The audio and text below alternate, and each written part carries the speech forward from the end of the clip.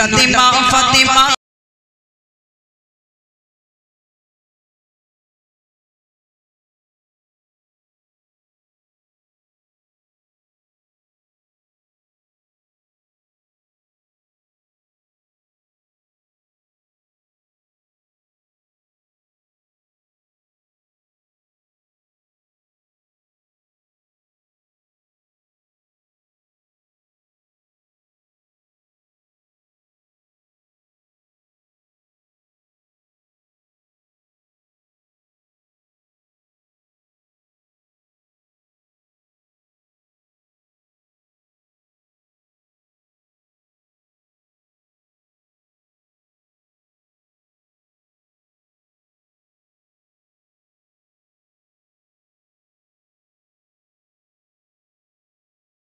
আগে যাবে ওই খোদারি জান্নাত।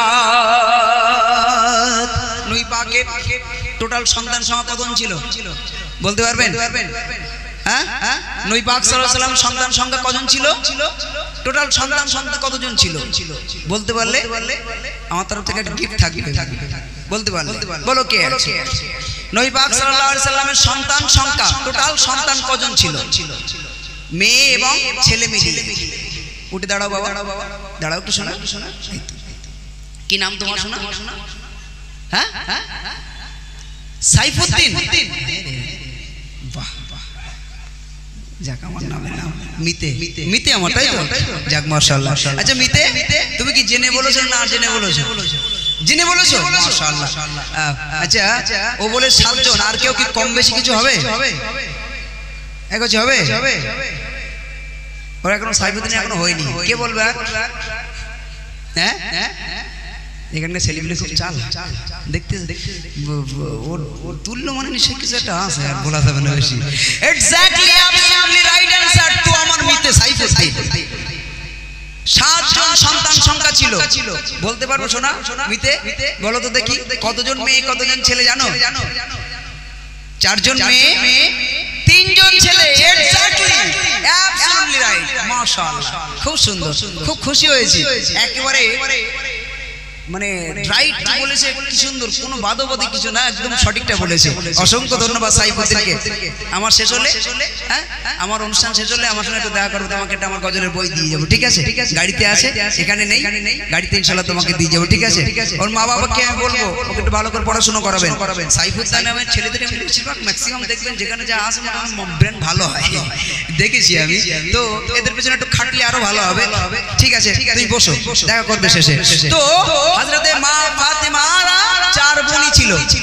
কে কি কি? হযরতে যায়েনব, কুলসুম, রুকাইয়া আর হযরত ফাতেমা। আর ছেলেদের নাম ছিল কি? ইব্রাহিম, আব্দুল্লাহ আর আবুল কাসিম। এই 3 জন। যাই হোক, মাশাআল্লাহ ঘটনা অনেক বড়। এই ঘটনা আপনারা এর আগেও শুনেছেন। আমি বিদায় নেব আপনাদের সম্মুখ থেকে। হুজুর এসে গেছেন নাকি?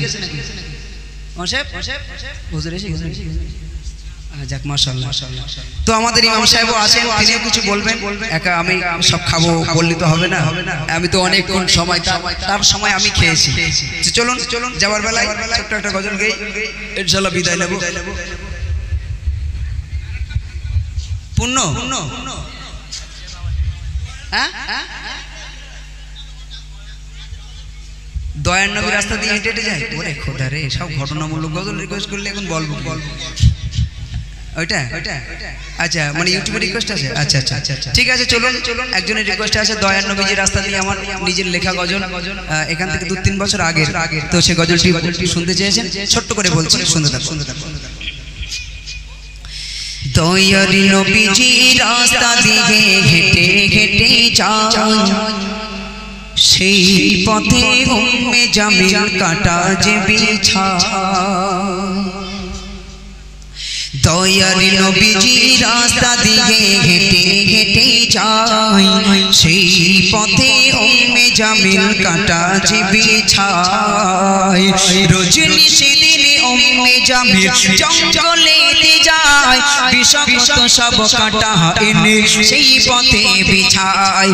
যে পথ দিয়ে দয়ার নবী মসজিদেতে যায়, যে পথ দিয়ে দয়ার নবী মসজিদেতে যায়, বিছিয়ে কাটা উম্মে জামিল থাকে অপেক্ষায়। বিষাক্ত এই কাটা ফুটে যদি নবী মারা যায়, ইসলামী ধর্ম দুনিয়া হতে নেবে যে বিদায়। দয়ার নবীজি রাস্তা দিকে হেঁটে হেঁটে যায়, সেই পথে উম্মে জামিল কাটা যে বিছায়। নবী পাকের চাচিমা উম্মে জামিল নবী পাকের রাস্তায় কাটা বিছিয়েছে কেন?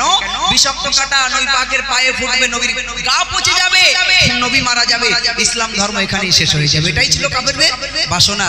আল্লাহ ডাক দিয়ে বলে, রে জিবরিল, ওরা নবী পাকের রাস্তায় কাটা বিছিয়ে যাও, শিগগিরই চলে যাও, নবীকে তুমি গিয়ে প্রোডাকশন দাও। কি প্রোডাকশন? কবি লিখছেন, আল্লাহ বলে জিবরিল আমিন যাও চলে জমিন, ওমরি আল্লাহ বলে জিবরিল আমিন যাও চলে জমিন, আমার নবীর কদম তলে তোমার ডানা করো শামিল।